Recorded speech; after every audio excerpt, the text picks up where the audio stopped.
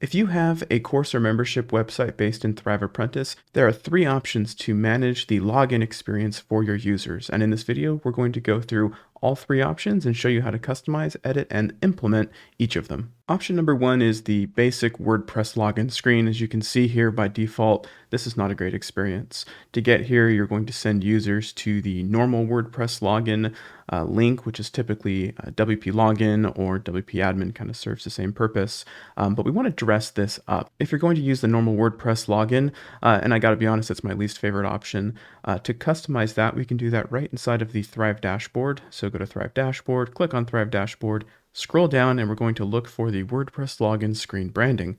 Click on Manage Login Screen, then toggle on this Activate option and click Edit with Thrive Architect. You'll then be given the option to choose a login screen template. I think Thrive has done a pretty good job giving you some good starting points. In fact, most of these require very little editing at all, and you are going to be limited somewhat on the editing that you can do because you're still at the core of this using the WordPress login experience.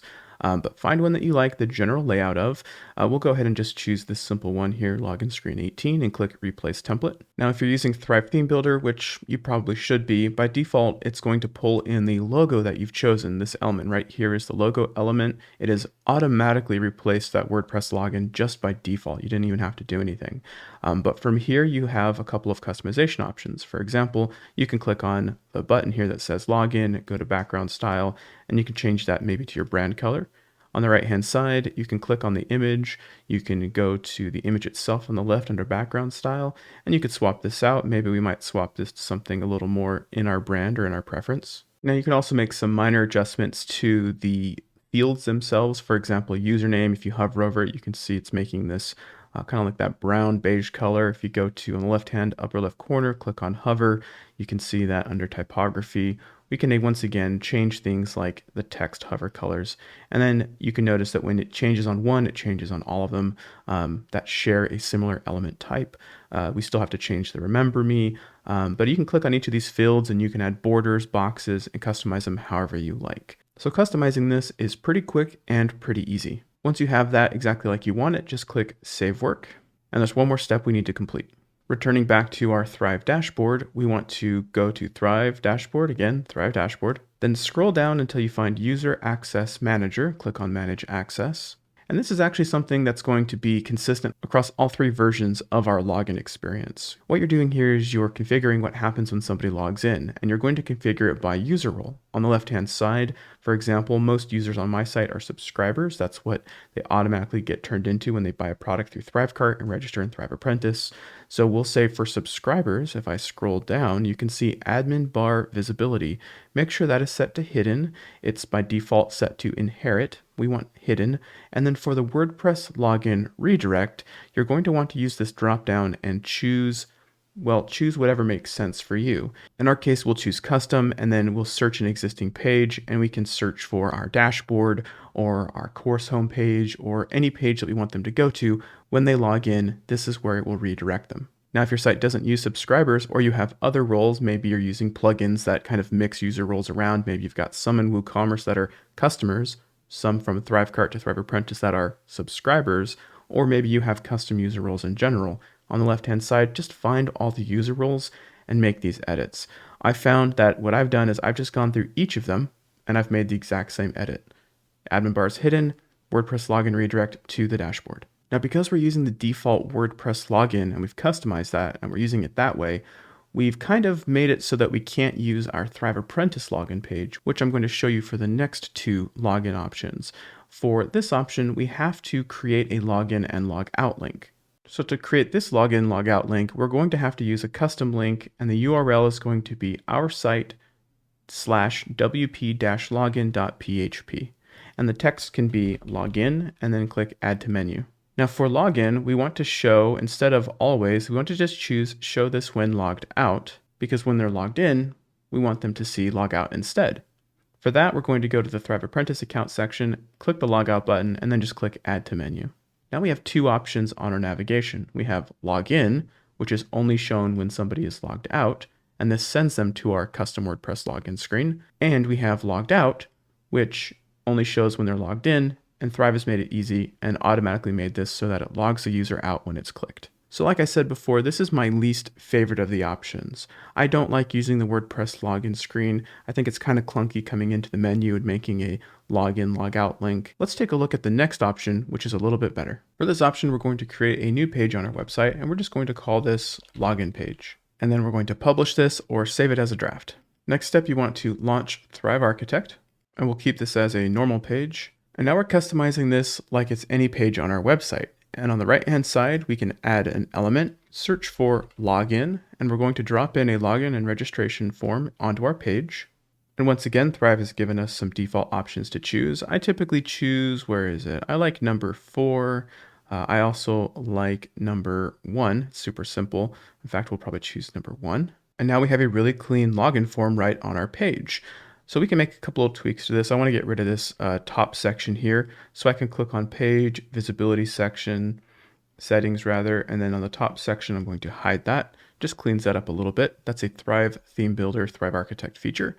And now I can customize what this form does. So I'm going to click on the form itself. And on the left-hand side, you can see that the type of login and registration form is set to both. That means it's both a login and a register form. I don't want it to register users, so I'm going to change it to just login. And I have a couple other options that I can change. For the submission actions, after a successful login, I can refresh the page, redirect to a custom URL, switch to the already logged in state, or redirect to the Thrive Apprentice course index.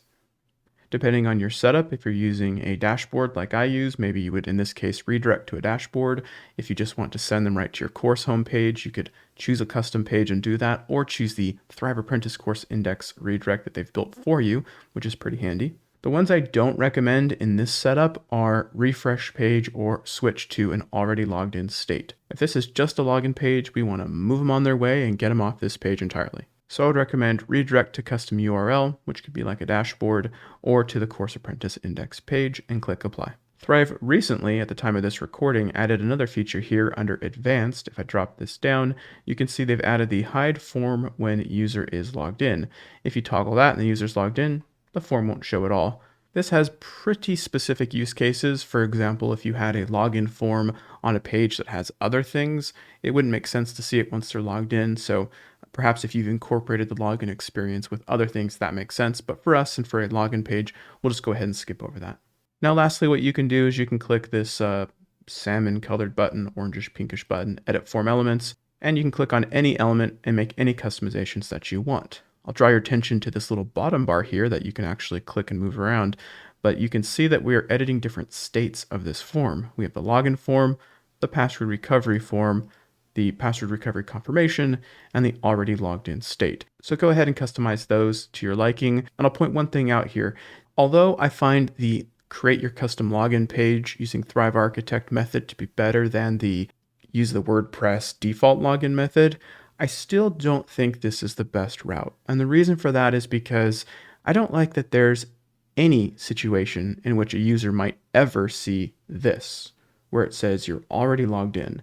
Now you could add a button that says you're already logged in, go to your courses. I just don't like that. That's just a personal peeve of mine. I just don't like this at all. So it's really important that you redirect the user off of this page and you don't make your login form accessible pretty much any other way. We just never want them to get back here. Now to do that, we're going to set this page as our login and registration page inside of Thrive Apprentice so that we can create a custom menu link that'll help us make that happen. Inside of Thrive Apprentice, we want to go to settings and to login and access restriction, and we want to set our login and registration page. Our login page we called login, so I'm just going to do a search for login, and it's going to bring up the login page, which we'll select there. And now we can go back to our menus and set a custom login link using a better method than before.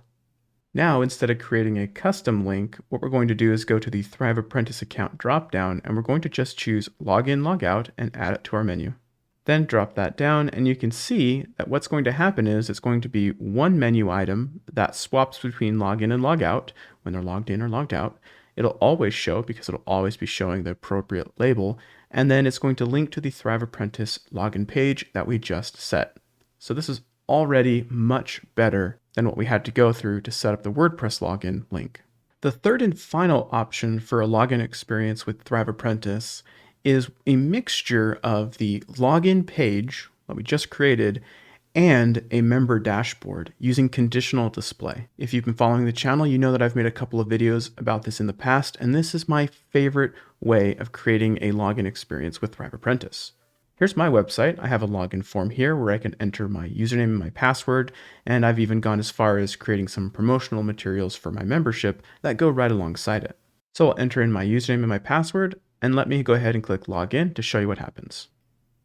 The page magically transforms into my complete custom member dashboard. So this is the exact same page that login form was on. It's just transformed to show exactly what I want the user to see based on different access rules given to it from Thrive Apprentice. Let's take a look at the mechanics behind how this is built. Coming back to our example here, let's go ahead and add a background section to the page. Let's expand that out full width. And now let's take our login and registration form that we made and drag it into that background section. Now we're using a background section because conditional display is used inside of containers. We can customize our login experience however we want. You'll remember I had some promotional stuff on the same page right next to it. But for this, we'll just leave it as our form. We'll click on the background section and then scroll down until you find conditional display. And by default, you'll see that we have something called default display, meaning when no rules are applied, what should be shown. And I think this is totally fine to leave our login form inside of the default display. By default, the user sees a login form. What we're going to do is we're going to click the green button to add a display. And when we do that, you can see that now our login form has disappeared and our background section has basically reset to default because this is now a new version, a completely new version of this background section. So we can give this a name. We're going to call this our logged in state or our dashboard. So we'll just say logged in dashboard and click apply. And then you'll see that there's this orange exclamation or this white exclamation inside this orange section here. And it can be a little hard to see because it's so small in the bottom left there. But what you do is you hover over that and then you click on the far right option for display conditions. Kind of looks like one of those like little slide rule things. And then you'll see the display conditions screen. Here we want to display this content, meaning this new state that we've created, when a condition is set. So let's set our state to when the user is logged in. So what does that mean? It means when the user is logged in, they will see this dashboard.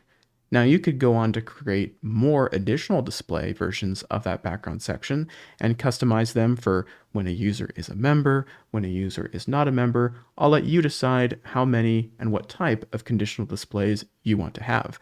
But for this example, this is what I use. Just a very simple, if the user's logged in, they see it. If they're not, they see a logged in form.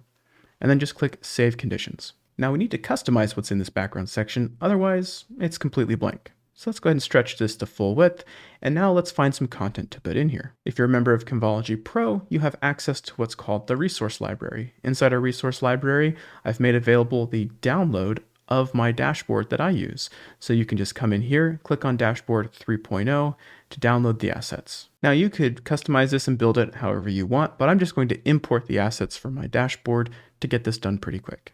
And there we go. With just 3 clicks, I have completely imported all of the content of that dashboard. That has automatically set itself up, and I can now customize this again, just like you would want to, and make it my own. So if I go back to the background section in our breadcrumbs, and I go to our default display, we have our logged out default display, which is just a login form. And if I click on our logged in dashboard, you can see we now have the dashboard. And the previous step that we set up with creating our Thrive Apprentice login and registration page inside of the Thrive Apprentice settings, that applies. You'll just want to make your dashboard page. If you've combined this dashboard and login experience, make sure you've set that as your login page. And if you want to create a menu link to log in, it's the exact same method. You'll go to the Thrive Apprentice and choose Login, Logout, and make sure it's set to the Thrive Apprentice login and registration page. So there you have it. That's 3 unique ways to create a login experience using Thrive Apprentice. I think all 3 have their merits.